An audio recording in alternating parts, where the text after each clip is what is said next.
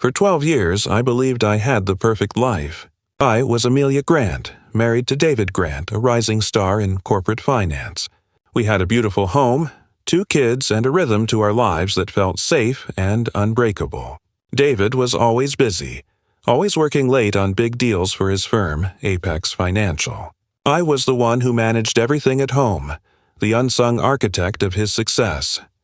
If you have ever had a moment where a small detail changed everything, share your story in the comments. And if you believe in justice, hit that like and subscribe button. That morning, everything felt normal. David rushed out, forgetting his lunch, a homemade turkey sandwich, his favorite. I decided to surprise him. I packed the lunch, put on a nice dress, and drove to the Apex Financial Tower. I thought it would be a sweet, quick, romantic gesture, a moment of connection in his busy day. I had no idea I was walking straight into a meticulously constructed lie. I arrived at the 25th floor, the executive floor. It was all polished glass and hushed professionalism. I walked past the receptionist, who smiled nervously, and headed straight for David's office. His door was slightly ajar. I paused, about to knock, wanting the surprise to be perfect. But I didn't get to knock. From inside the office, I heard a voice, a woman's voice, light and overly familiar. She was laughing. "Oh, David, your ex really wouldn't let you forget a sandwich, would she?" I froze. The turkey sandwich bag slipped in my hand, crinkling loudly. My heart stopped. His ex? David didn't have a recent ex. He had me. I was his wife. The only ex I knew of was from college, decades ago. The receptionist's nervous smile suddenly made sense. I pushed the door open.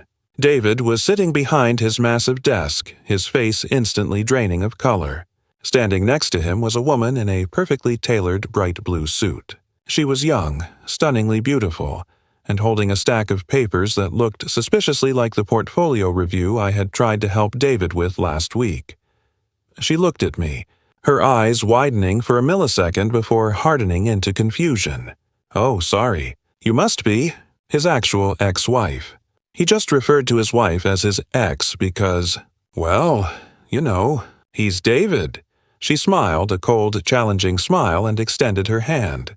"Hi, I'm Clara, his new senior analyst." David finally found his voice, high-pitched and panicked. "Amelia, what are you doing here? This is unprofessional. We're in the middle of a major client review." The air in that office was thick with lies. David was furious that his secret, whatever it was, had been exposed. Clara, this new hire, was openly hostile and completely comfortable in my husband's private space. The way she was standing, the familiarity in her voice, it wasn't professional. It was too intimate. I didn't scream or cry. The shock was too profound. I simply placed the lunch bag on the corner of his desk and looked directly at Clara. I'm his wife, not his ex, and I remember a time when my husband didn't need his new hire to finish his portfolio reviews. I looked at David.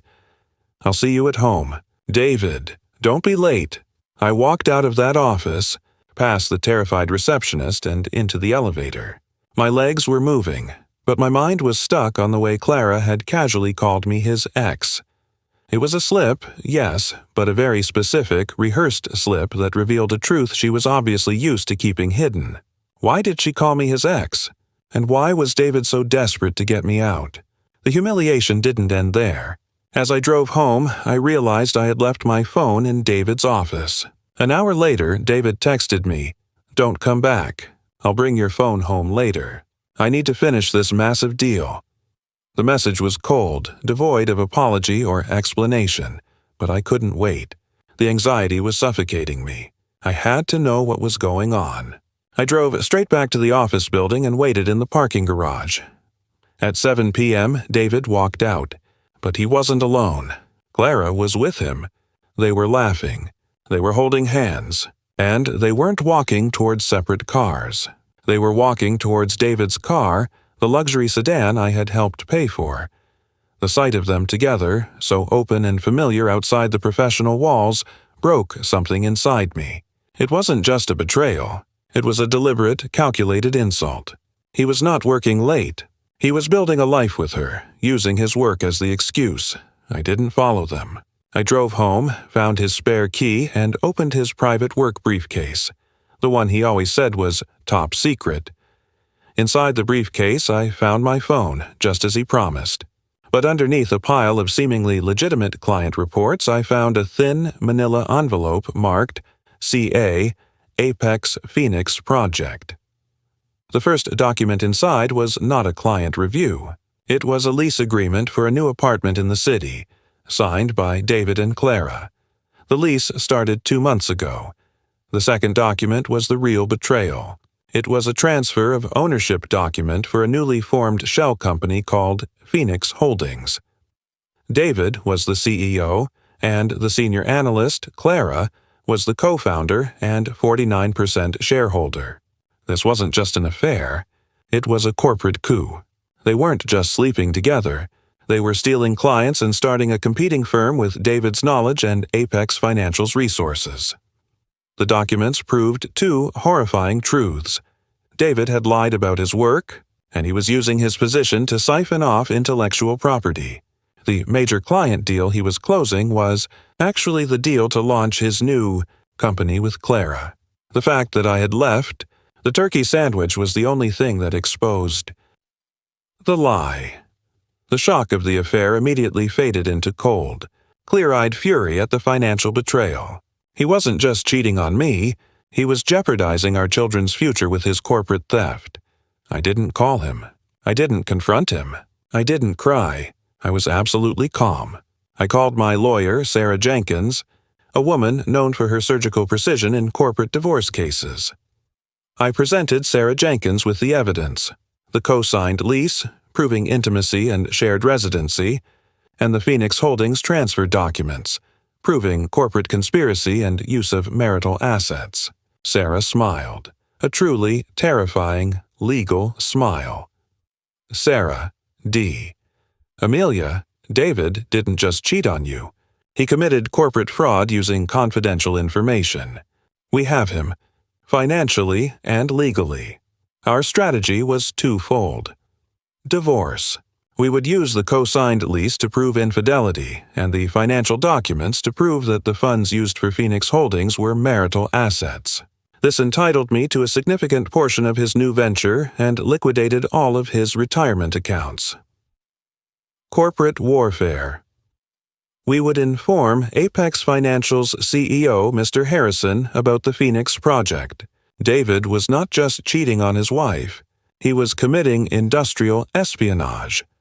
The meeting with Mr. Harrison was brief and brutal. I simply slid the documents across his massive desk. He didn't even need to read them all.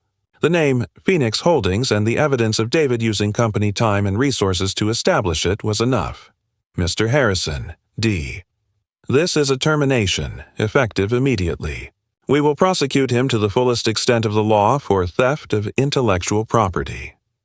When David came home that evening, he was still furious about my unprofessional visit, ready to deliver a lecture. David, D. Amelia, you almost ruined my deal today. You need to understand boundaries. I was sitting calmly at the dining table, a glass of water in my hand. I didn't raise my voice. Amelia, D. David, I didn't almost ruin your deal. I already ruined it. And your new company. And your career. I placed the divorce papers, the Phoenix Holdings documents, and the termination letter from Apex Financial on the table. Amelia, D. You were fired this afternoon for corporate espionage. Apex is suing you. I'm taking the house, your retirement funds, and a percentage of the company you built with your girlfriend, because you funded it with marital assets. And, by the way, your girlfriend Clara is named in the Apex lawsuit, too. I think your Phoenix project just burnt down. His face turned gray. He tried to speak, but no words came out. He was completely trapped. He moved out that night. Clara quickly realized that her rising star was now a financial disaster and was reportedly fighting David over the legal bills. Their Phoenix project was dead on arrival. The best part?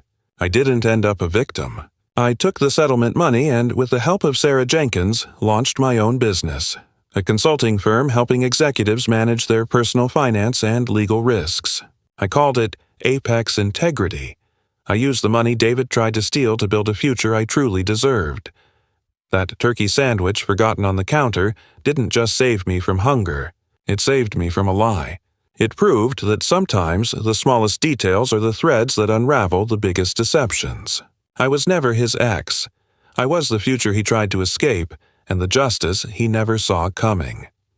If you have ever had a moment where a small detail changed everything, share your story in the comments. And if you believe in justice, hit that like and subscribe button.